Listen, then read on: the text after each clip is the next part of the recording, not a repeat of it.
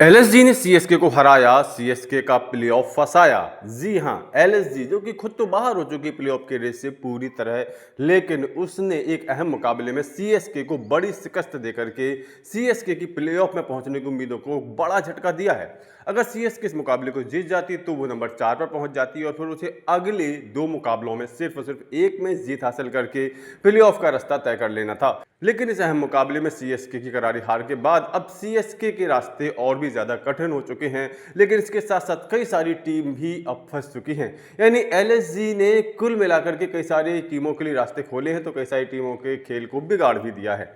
इस मुकाबले के बाद अगर हम पॉइंट्स टेबल पर नजर डालें तो काफी इंटरेस्टिंग पॉइंट्स टेबल हो चुकी है, जिसमें अभी तक कोई भी टीम क्वालिफाई ऑफिशियली नहीं कर पाई है। जी हाँ, पॉइंट टेबल पर नजर डालें तो आरसीबी इस समय टेबल टॉपर बन करके बैठी हुई है। 12 मुकाबलों में 16 अंक हैं। नेट रन रेट भी बहुत अच्छा है, लेकिन 16 अंकों के साथ भी यह अभी तक क्वालिफाई नहीं कर सकी है क्योंकि गणित कुछ ऐसा बैठ रहा है। नंबर 2 पर गुजरात टाइटंस वाले हैं, ये भी 12 मैचों में 16 अंकों के साथ हैं। कुल मिलाकर के इन दोनों टीमों के 16-16 अंक हैं। फिलहाल जरूर ये लोग क्वालिफाई नहीं हो पाए हैं, लेकिन अन्य टीमों के जैसे जैसे मुकाबलों के निर्णय आते जाएंगे निश्चित तौर पर 16 अंकों के साथ ही इनके नाम के आगे क्यू लिख जाएगा, यानी ये टीमें क्वालिफाई कर जाएंगी। वैसे भी अभी इनके 2-2 मुकाबले बाकी हैं, उनमें एक में जीत हासिल करके ये बड़े आराम से पहुंच सकते हैं क्वालिफाई। बाकी बचे 2-2 मुकाबलों में से एक मुकाबला जीत करके भी ये बड़े आराम से अपने प्लेऑफ को कंफर्म कर सकते हैं। नंबर 3 पर हैदराबाद की टीम है, जिसके 12 मुकाबलों में 14 अंक हैं। उसके बाकी के 2 मुकाबले काफ़ी टफ होने जा रहे हैं क्योंकि एक मुकाबला उसका आरसीबी के साथ होने जा रहा है और एक मुकाबला उसका सीएसके के साथ होगा। यानी कह सकते हैं कि हैदराबाद और सीएसके का जो मुकाबला होगा वो काफ़ी ज़्यादा अहम होगा इन दोनों टीमों के लिए इस आईपीएल सीजन में बने रहने के लिए। जो टीम हारेगी वो बाहर हो जाएगी, जो टीम जीतेगी वो प्लेऑफ के नज़दीक पहुंच जाएगी। नंबर 4 पर पंजाब किंग्स हैं, जिन्होंने कि 12 मुकाबलों में सिर्फ 6 जीत हासिल की हैं। शुरुआत में बहुत अच्छी तरह से इन्होंने लगातार मुकाबले जीते थे, लेकिन पिछले 5 मुकाबलों में इनको करारी शिकस्त मिली है और यही वजह है कि अभी बाहर होने की कगार पर पहुंच चुके हैं। बाकी बचे 2 मुकाबलों में से एक मुकाबला तो इनका आरसीबी के साथ है, जो काफी टफ होने जा रहा है, जबकि दूसरा मुकाबला पंजाब का एलएसजी के साथ है और आज का मुकाबला जीत करके एलएसजी के हौसले ज्यादा बुलंद होंगे, जो कि कड़ी टक्कर दे सकते हैं पंजाब। ऐसे में पंजाब के लिए अब रास्ते बहुत ही ज्यादा कठिन हो चुके हैं। बात करें राजस्थान रॉयल की तो 11 मुकाबलों में इनके 12 अंक हैं। इनके लिए अभी बहुत ज्यादा मौके हैं।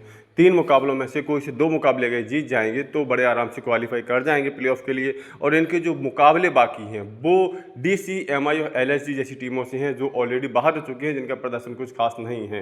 बात करें नंबर 6 पर बैठी सीएसके, तो इस मुकाबले में हार के बाद वो 12 अंक पर ही फिलहाल रुकी हुई है। अगले 2 मुकाबलों में उसे हर हाल में जीत हासिल करनी ही पड़ेगी, तभी जाकर के वो क्वालिफाई कर सकती है प्लेऑफ के लिए। अब इसके बाद जो बाकी 4 टीमें बची हुई हैं, जिनमें दिल्ली कैपिटल्स, केकेआर, एमआई और एलएसजी है, ये चारों टीमें कंफर्म हो चुकी हैं कि बाहर हो चुकी हैं, क्योंकि ये अब किसी भी हालत में 16 अंकों तक पहुंच ही नहीं पाएंगी। दिल्ली कैपिटल्स वाले अधिकतम 14 अंक तक पहुंच पाएंगे, तो वहीं पर केकेआर वाले अधिकतम 15 अंकों तक पहुंच पाएंगे। एमआई एलएसजी तो अधिकतम 12-12 अंकों तक ही पहुंच पाएंगे। कुल मिलाकर के 4 टीमों का सफर तो अब लीग मुकाबलों तक ही रहेगा, प्लेऑफ तक ही नहीं पहुंच पाएंगे। तो इस तरह से देखा आपने कि 2 टीमें ऐसी हैं जो पूरी तरह से सुरक्षित हैं। फिलहाल वो क्वालिफाई नहीं कर पाई 16 अंकों के साथ, लेकिन जल्दी वो क्वालिफाई कर लेंगी 16 अंकों के साथ, जैसे जैसे अन्य टीमों के मुकाबलों के परिणाम आते जाएंगे। बाकी बची 2 टीमों के लिए अभी भी 4 टीमों में जोरदार लड़ाई चल रही है। तो ऐसे में आप लोगों को इस पॉइंट टेबल को देखने के बाद क्या लग रहा है, कौन सी 4 टीमें हैं जो कि अंतिम रूप से प्लेऑफ में पहुंच पाएंगी? इस बारे में अपनी राय कमेंट करके जरूर दें। साथ ही साथ क्रिकेट के सभी खबरों के लिए cricket updates YouTube channel subscribe जरूर कर लें।